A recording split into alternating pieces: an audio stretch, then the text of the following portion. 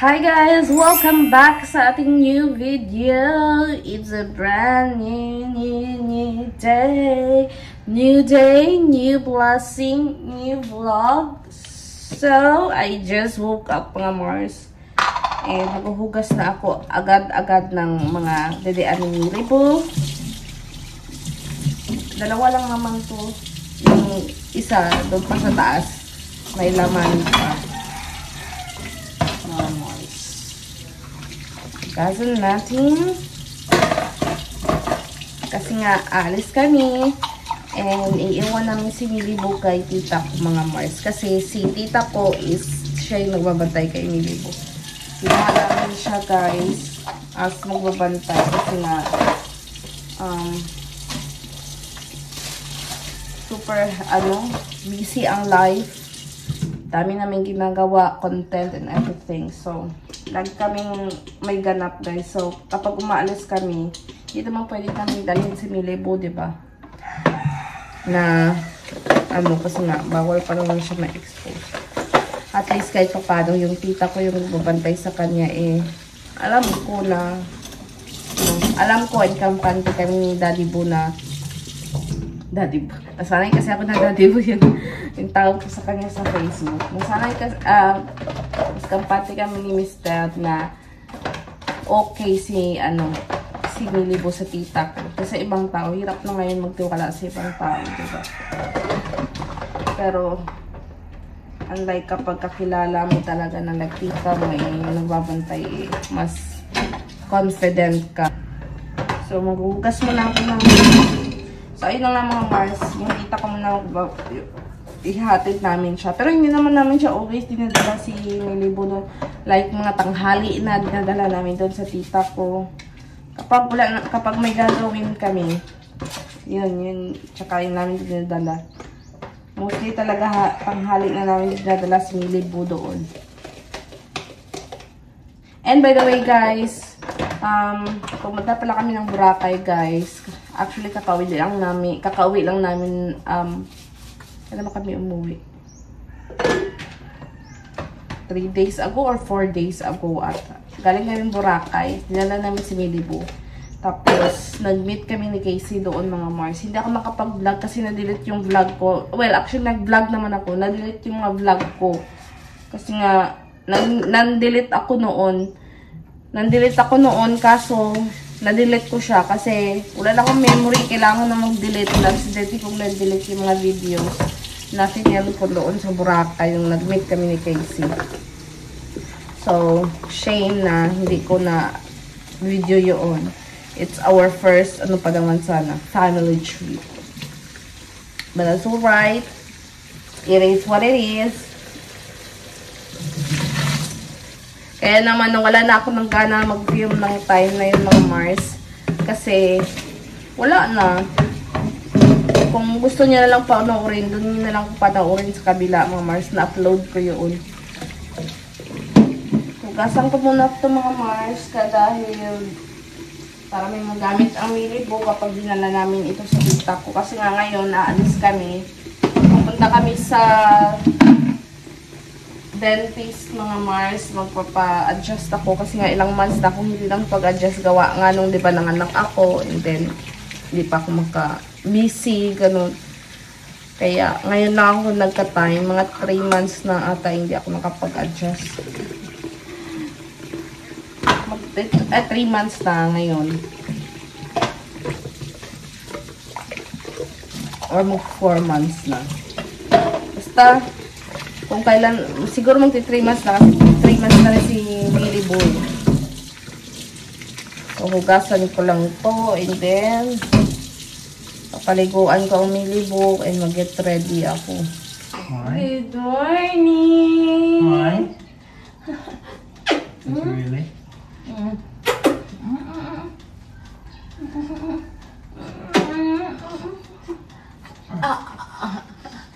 Good morning mga tita ko Mars. Ayusin mo yung you lift her. They're gonna bash you again. You lift her well. They're gonna bash you again. So, ayun, nagising na. Papaliguan ko siya mga Mars. Mga Mars! Natid ko na si Milibu doon sa tita ko. And ready ko lang yung kanyang mga gamit para madala ko doon. Mga dede niya, gatas and everything. Yung kanyang stroller.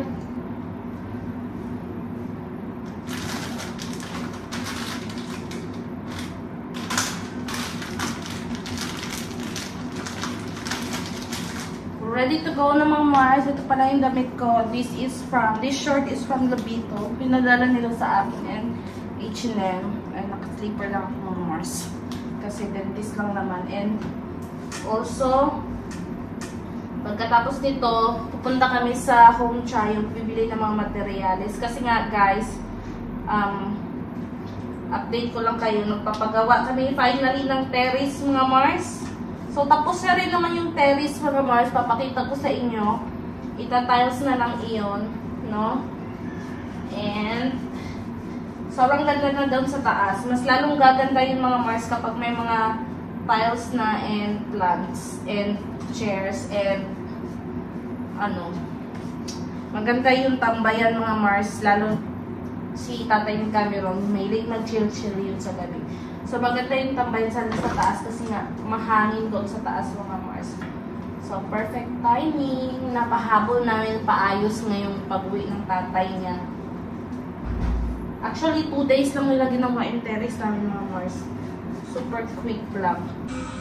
So, andito na guys, si Nyla. Ayan na yung Nyla butulog. Agad-agad pagkatid ko dito. Gustong gusto niya yan si Duyan eh. Tapos ito yung tagabantay niya, yung kanyang apoy. Hello, Kike. You were. Ay, sorry pa. You were. Go here. You were go here and Antique. Ragay. Inglesera.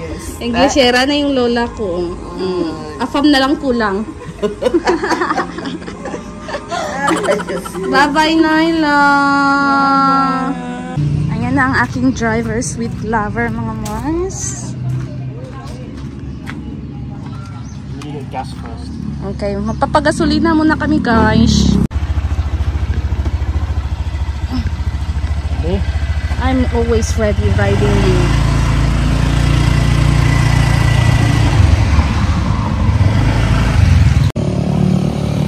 Nagpapagas lang kami guys ng very quick.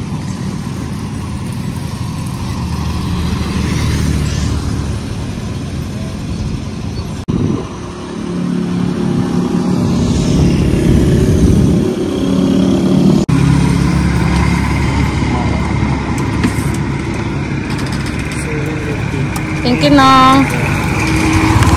Guys, dito na kami sa dentist ko.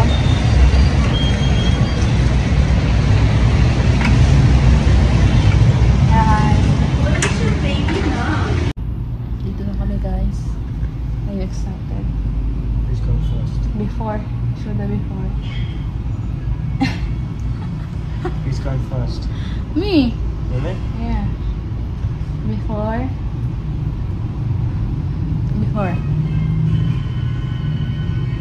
And after.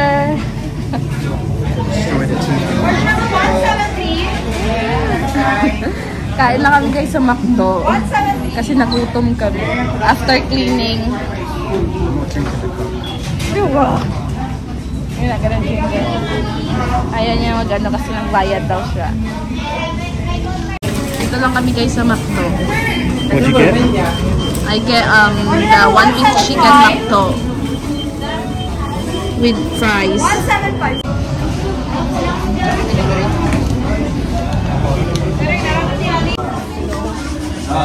What you having? Coke? No, I'm not gonna drink it.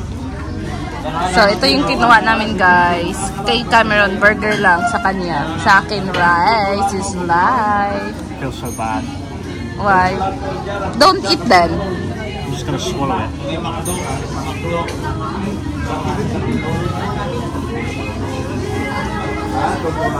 Mga Mars, dito na kami sa Home Triumph.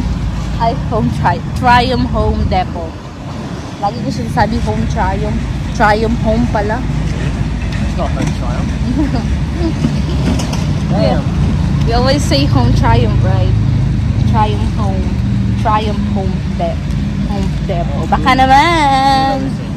Is it? I don't know. So, bili lang kami ng mga kakailanganin ng mga kagamitan. Now, you know what it feels like. I'm just only following. Dito kami sa Triumph Home na. And kumuha na kami ng mga bibilhin namin mga Mars. And medyo may music. Baka makapiright tayo. And nagsasalamin-salamin muna ako. And nafe-feel ko lang na masakit na yung aking bunganga mga Mars. So, ayan na guys yung binili namin. Ayan. Ayan. Guys, ikakarga na namin po yung mga pinamili namin. And then, ayun si Mr. Magmumotor lang siya. And ako, ang sasakay dito. Mag-ano lang kami, mag-caravan. Caravan. Mauuna siya mga Mars. Feeling din to eh, no? So, dinantali lang ni Kuya yung yung karga para hindi mahulog, syempre, no? Parang hindi ka naman nag-brake to kapag hindi ka nag-iisip.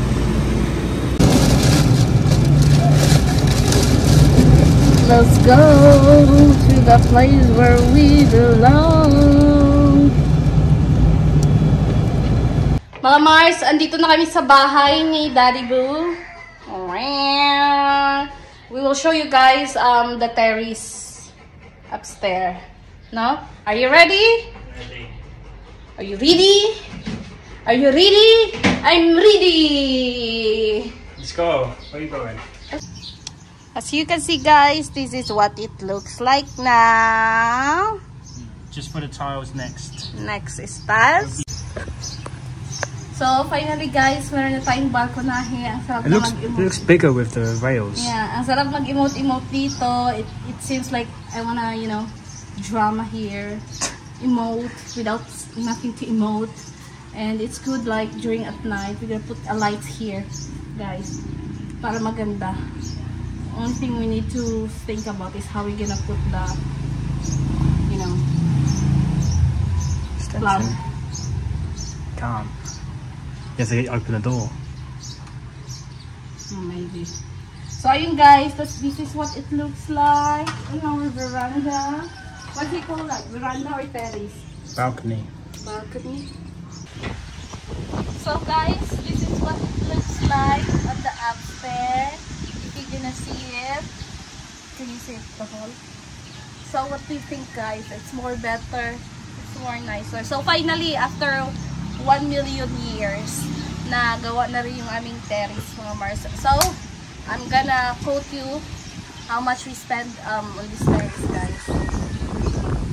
Right now? Yeah. So, the total cost is around 15,000, including the labor. Yeah. Yeah, 15,000 including the labor, guys. And next naman na gagawin namin is tiles na.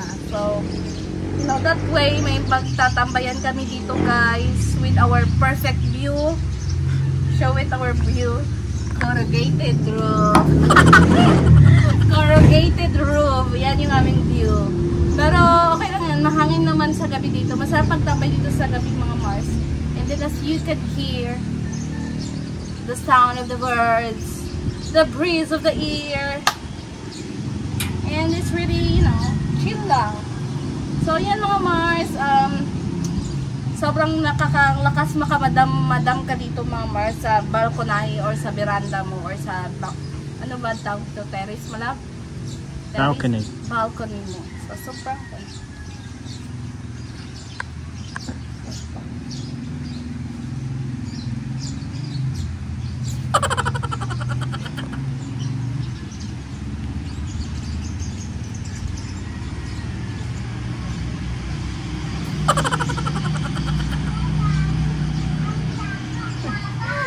So, this is his cover situation. For the content, mga Mars. Can you jump it? Just, ano here, oh! Just... Ay, nako. It's not wet. No. It's more safer. Too strong. Don't. It's not gonna come off.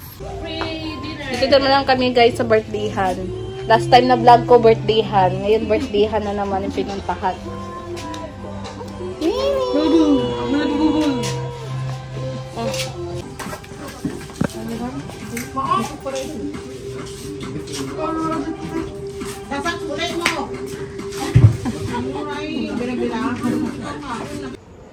Mga kumarsye, tapos na pala si Millie Bumag. Get ready for bed.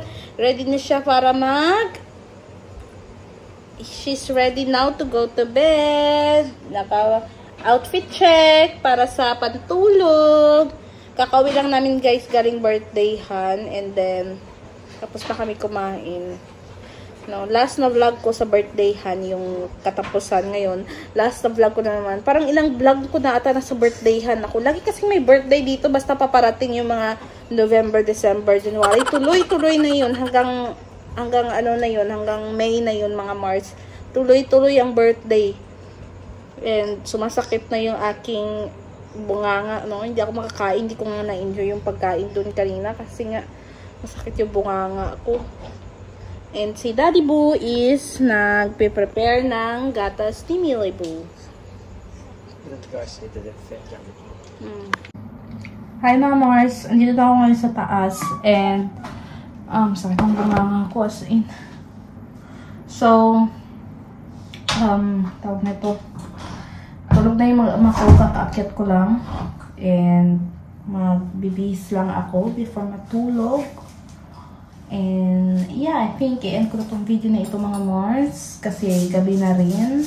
And, kakatapos ko lang maglinis actually sa baba. Naglinis ako. Naglinis ako, nilakad ko si Maverick para makapag-ihi and everything. And, ayan. And, pagkabalik ko dito, nakyat na rin ako sa taas. Kaya, i-end ko na itong video na ito mga Mars. Thank you for watching and see you on my next vlog. Bye!